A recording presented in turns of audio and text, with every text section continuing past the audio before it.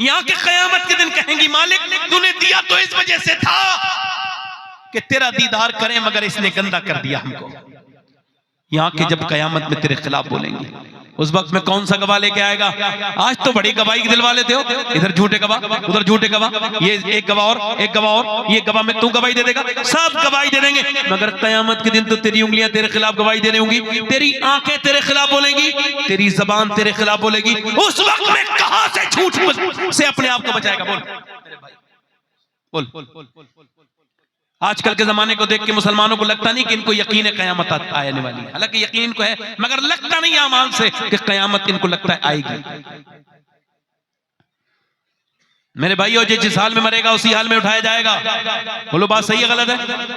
इधर गाड़ी चलाना है, गाड़ी राजस्थान में कुछ लड़के गाड़ी चलाना है, गाड़ी चलाते चलाते अंदर एक औरत नाच रही है और उसके मगन है 120 की 30 की रफ्तार, गाड़ी अचानक गाड़ी डिसबैलेंस, चारों मर गए ऑन द स्पॉट। सुबह से लेकर शाम तक घरों में लोग रोते रहे। शाम के वक्त बोले अरे भाई क्यों लाशें नहीं आई? थक गए रोते रोते, बहनें थक गई, माँ थक गई, कोई किसी को कब तक रोएगा भाई, रोने की एक हद होती है। थक गए सब, कसा वो पोस्टमार्टम हाउस पे लाइन में लगी हुई लाशें, अभी पोस्टमार्टम हाउस पे बड़ी भीड़ है, अभी नहीं मिल सकती लाशें, थोड़ी देर के बाद मिलेंगी लाशें। और तवज्जो करो मेरे भाइयों, पूरी दिन गुजर गया, पूरी रात जो आधा घंटे इंतजार नहीं करते थे उनको पूरी रात लाइन में लगा दिया गया, नाक में मुंह में उनके मक्खियां चलती रहीं। आज बड़ा घमंड करते हैं, मेरे घर से 17 किलोमीटर दूर है पोस्टमार्टम हाउस। जब मैं अपने दिल को थोड़ा सख्ती महसूस करता हूं तो उस पर जाके देखता हूं कैसे कैसे दादाओं की लाशें पड़ी रहीं, फिर चिरी, और सुबह को वो चिरती कैसे है? वो पहले ग्लेंडर से, पहले वो छेनी हथौड़ी से काटते थे, अब उनके पास छेनी हथौड़ी नहीं है, अब तो उनके पास ग्लेंडर है, स्मार्ट हो गए, यहां से काटते हैं पूरा, ये पूरा फाड़ के निकालते हैं, फिर यहां से खर्र से पूरा फाड़ देते हैं और निकालते हैं अंदर से जो भी निकालना, फिर मोटे वाले सुई से, मोटी सुई से उसको ऐसे करके सीते हैं, मोटी जैसे बोरी को सीते हैं और ऐसे करके सी के पन्नी में पैक करके दे देते हैं। मैंने 2018 में 2 लड़कों की सगे भाइयों की लाशों को गुस्ल दिया था पोस्टमार्टम वाले की, मैंने और भी लोगों को गुस्ल दिया, मगर पोस्टमार्टम वाली लाशों को जब गुस्ल दिया तो मैं कांप गया एकदम। किसी के सर में हाथ चला जाता था, किसी के जिस्म में से खून में एकदम निकलते देखता था, मोटे मोटे जैसे बोरी सी दी जाती है वैसे सिले हुए लोग। नबी फरमाते हैं जब मुर्दे का हाथ पकड़ा जाता है तो मुर्दा कहता है आराम से उठा, तेरे उठाने से बड़ी तकलीफ होती है। ये बताओ जब हाथ उठाने से तकलीफ होती है तो पोस्टमार्टम में कितनी तकलीफ होती होगी। दुआ किया करो या अल्लाह हमें ईमान पे मौत अता फरमाना। मेरे मालिक, मदीने की गली में न मौत मजाक है, सब तुम्हें और मुझे कब्र में रख के चले जाएंगे। मैंने आज से 25 साल पहले अपने बाप की कब्र पे मिट्टी डाल दी, सब दूसरे की मिट्टी डालते हैं, अपने ताया के डाल दी, अपनी माँ के डाल दी, अपने रिश्तेदारों के डाल दी, अपनी कई बहनों के डाल दी। अब मेरे बच्चे भी बड़े हो रहे हैं, वो मेरे ऊपर डालेंगे, तुम्हारे रिश्तेदार तुम्हारे पर डाल देंगे। कोई किसी को नहीं, कोई किसी का ना तो हुआ है ना किसी का होगा, ना अमीर को छोड़े, ना गरीब को छोड़े, ना आलिम को छोड़े, ना जाहिल को छोड़े। ये जो तकरीर कर रहा है ये भी मर जाएगा, ये जो सुन रहे हैं ये भी मर जाएंगे। मेरे दोस्तों, इसी वजह आज वक्त है, इसी वक्त में आज ही मेरी बहनें भी तौबा करें, आप भी तौबा करो। एक औरत है, मूसा अलैहि सलाम के जमाने में एक आदमी के पास गई है, जाके कहती है मेरे बच्चे भूखे, आदमी बीमार है, कुछ दे दे। उसने कहा मैं तो हर रात एक नई लड़की पसंद करता हूँ, बुलाता हूँ, उसके साथ जिना करता हूँ, तू ऐसा कर रात को आ जाना, मैं तुझे पैसे दे देता हूँ। उसने कहा मैं अपना जिस्म बेचने नहीं आई, ईमान बेचने नहीं आई, चली गई। वापस आई, फिर बच्चों को देखा बच्चे रो रहे, एक बच्चा बेहोश हो गया, अम्मा कुछ लाई, माँ मजबूर बेचारी पहुंच गई, कल की अभी कुछ दे दे, रात को आऊंगी, जो तेरा दिल चाहे वो कर लेना।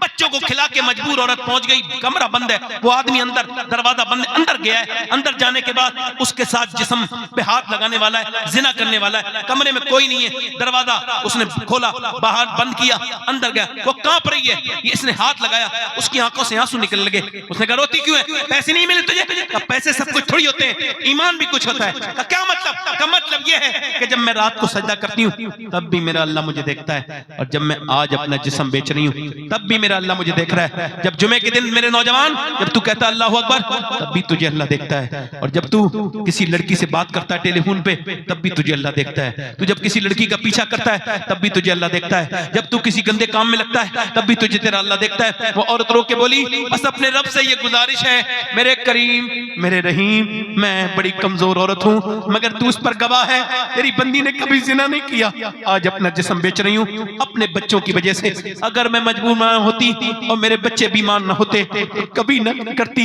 मुझे माफ कर देना मेरे करीम, अपने बंदी को माफ कर देना।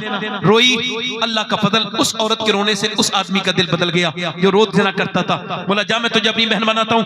उसने उसे बहन बनाया, वो तो चली गई। इस सजदे में जाके बोला मालिक एक दिन आई थी, हाथ तक नहीं लगाया, मैं तो कितना पापी हूँ, कितनी इज्जतें लूटी हैं। पूरी रात एक आध घंटे रोया, फिर सो गया। कब सोया पता ही नहीं चला। सुबह के दरवाजे पे दस्तक हुई, कहा कौन? का दरवाजा खोलो। दरवाजा खोला, कहा कौन? का मेरा नाम मूसा है, अल्लाह ने तुझे सलाम भेजा। कहने लगा मूसा कोई गलत रास्ते पे आ गया, मुझे अल्लाह सलाम नहीं कह सकता, इस इलाके का सबसे घटिया इंसान, इज्जतें लूटी है मैंने, डांके डाले हैं मैंने मजबूरी का फायदा उठाया गरीबों की, मुझे अल्लाह माफ नहीं करेगा, मुझे सलाम नहीं कहेगा। का कोई नेकी की है तूने? हाँ एक की है। पूरी बात बता के रात वाली, और बोला रात में रोया था। कितना रोया था? का तेरी आंख का आंसू कितना? कहले मेरी आंख का आंसू ढलक के गाल तक आ गया था। गाल तक? हाँ। मूसा बोले अल्लाह ने मुझे भेजा है और कहे मेरे बंदे से कहना उसकी रात वाले आंखों के आंसू अल्लाह ने कबूल कर लिए। उसके रब ने, वो कहता है इतना रोले ए मेरे बंदे के तेरी आंख का आंसू गाल तक आ जाए ढलक, मैं सारे तेरे गुनाह माफ करता। कोई बंदा तेरे दर पे जो आंसू रोल देता है, कब तक मेरे भाइयों ये जिंदगियां कब तक जियोगे?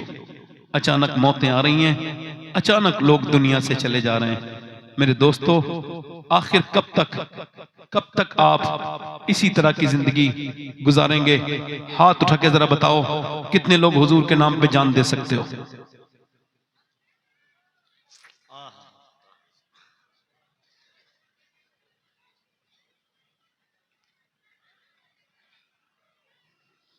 ऊपर हाथ करके कितने लोग हुजूर के नाम पे जान दे सकते हैं? नीचे हाथ कर। एक दूसरे की तरफ ना देखना, मुस्कुराना नहीं। जो जान दे सकता है वो कुछ भी कर सकता है। कितने लोग ऐसे हैं जो आज से नबी पाक के नाम पर जान भी दे सकते हैं और आज से पूरी दाढ़ी भी रखा सकते हैं? इस महफिल में वो नौजवान खड़े हो जाएं, खड़े हो जाएं जो पूरी दाढ़ी रखाएं, खड़े हो जाएं, खड़े हो जाएं जो पूरी दाढ़ी रखाएं। जिनके छोटी दाढ़ी हो, कटी हुई हो, या जिनके दाढ़ी कटी हुई हो या छोटी हो, वो पूरी खड़े हो जाएं। हाथ ऊपर कर लें, कैमरे वाले इनकी तरफ घुमा दो। ऊपर हाथ करके कहो इंशाअल्लाह वादा करते हैं। जो दाढ़ी रखाने वाले वही बोले इंशाअल्लाह वादा करते हैं आज के बाद न दाढ़ी कटेगी न मुड़ेगी इंशाअल्लाह, पूरी इंशाअल्लाह। एक मुश्त दाढ़ी रखाएंगे इंशाअल्लाह, जहां खड़े वहीं बैठ जाए। नौजवानों अच्छी लड़की से शादी करनी हो ना तो शादी से पहले दाढ़ी रखाओ। खराब और बिगड़ी भी लड़की से बच जाओगे, क्योंकि बिगड़ी भी लड़कियां दाढ़ी वाला पसंद नहीं करती। दाढ़ी वाला वही पसंद करती है जिसे मदीने वाला पसंद है। बैठ जाए इंशाअल्लाह। जरा दाढ़ी रखाने वाले जो थे बैठे बैठे हाथ ऊपर कर दें, जिन्होंने दाढ़ी नियत की है। इंशाअल्लाह दाढ़ी रखाएंगे इंशाअल्लाह, काफी हो गए। अपनी बहन बेटी को पर्दा कराएंगे, दोनों हाथ उठा के बोलो इंशाअल्लाह, दोनों हाथ उठा के बोलो। पर्दे के लिए कहेंगे, टोकेंगे इंशाअल्लाह। मसलके आला हदरत पे सख्ती से कायम रहेंगे इंशाअल्लाह। नमाज की पाबंदी करेंगे। आप ना हो बहन,